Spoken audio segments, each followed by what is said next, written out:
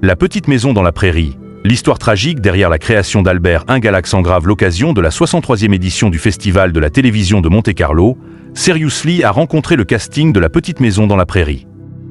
Lors d'une interview avec Leslie Landon, fille du créateur de la série, cette dernière a dévoilé de nombreux détails concernant le tournage et le casting de l'émission culte. Saviez-vous que la création du personnage d'Albert Ingal cachait une histoire tragique? On vous dit tout. La petite maison dans la prairie est l'une des séries américaines les plus visionnées des dernières décennies, encore décrite comme un classique de nos jours. Le show aux 9 saisons raconte les histoires de la famille de pionniers, Charles Ingal, sa femme Caroline et leurs 3 filles, venant s'installer dans la petite ville de Walnut Grove.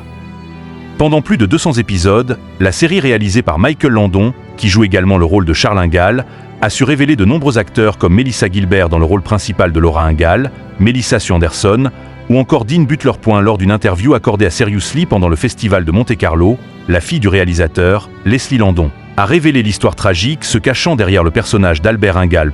Albert Ingal, de La petite maison dans la prairie, est inspiré d'un vrai jeune homme. L'une des histoires les plus touchantes de la série culte des années 70, c'est certainement celle d'Albert.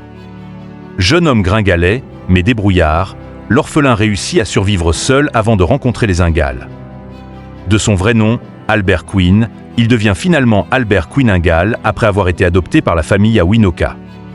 Lors de sa première rencontre avec Laura, alors qu'il n'a que 10 ans, il est surpris en train de voler des journaux et de l'argent dans l'hôtel de la famille Ingal. La fille du défunt réalisateur, Leslie Landon, avoue que ce personnage a été fortement inspiré par un proche de son père. Le jeune homme en question était le fils des meilleurs amis de Michael Landon, justement nommé Albert. L'actrice américaine avoue: il a été tué au cours de sa dernière année de lycée. C'était bouleversant pour leur famille, mais aussi pour mon père qui aimait profondément Albert. La fin de vie d'Albert dans La petite maison dans la prairie n'est peut-être pas aussi tragique que dans la vraie vie selon l'actrice de 61 ans.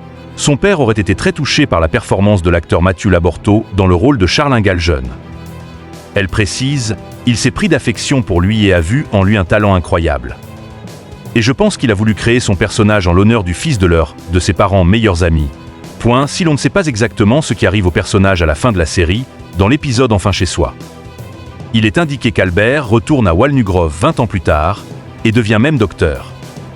Les fans de La petite maison dans la prairie donc pensaient que le jeune homme a miraculeusement réussi à combattre sa maladie incurable.